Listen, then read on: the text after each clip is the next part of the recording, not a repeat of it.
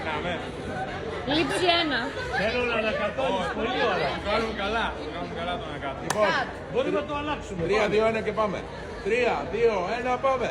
Έχουμε 3 δωράκια. Ένα παντελόνι αξίας 80 ευρώ. Ένα σετ στολή, μάσκα, παπούτσια. Και ένα μπροζουστήρα 6 κιλών. 3 τυχεροί θα κερδίσουν. Ποιο δώρο πληρώνουμε τώρα? Τώρα κερδίσουν. Πληρώνουμε το πρώτο. Ωραία. Ποιο είναι το πρώτο? Ένα σετ, μια στολή ολόκληρη, προστασίας με μάσκα. Καλότσα πρώτη. Και καλότσα, ναι. Ο τυχερός είναι ο κύριος Ιωάννης Χορολανίτης. Ένα χειροκρότημα. Τηλέφωνο, πες και το τηλέφωνο του. Τηλέφωνο του πάρουμε μετά. Α, ναι, εντάξει. Προσωπικά δεδομένα. Δεύτερος κερδίζει ένα μπροζουστήρα 6 κιλών. Άρα τυχεράκια.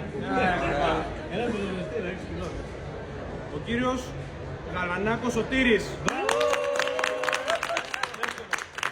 Έχουμε και ένα μόσχο. Και ο τρίτος που κερδίζει το παντελόνι. Κατσάλης Τηλέμαχος. Και βάζουμε και 2 αναπληρωματικούς σε περίπτωση που δεν απαντήσουν. Να είμαστε δίκαιοι. 3. Ναι. Τους θα πάει πέτει σε ένα δώρο. Λοιπόν, Αναπληρωματικός. αναπληρωματικός πρώτος. Βάτος Μπαχτιβάνος. Μπράβο.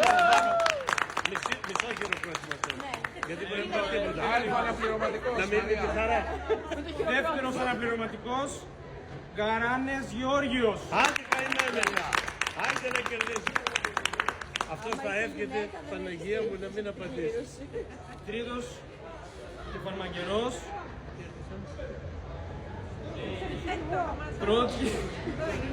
Πάει τέλειωσε. Τρότης Παναγιώτης.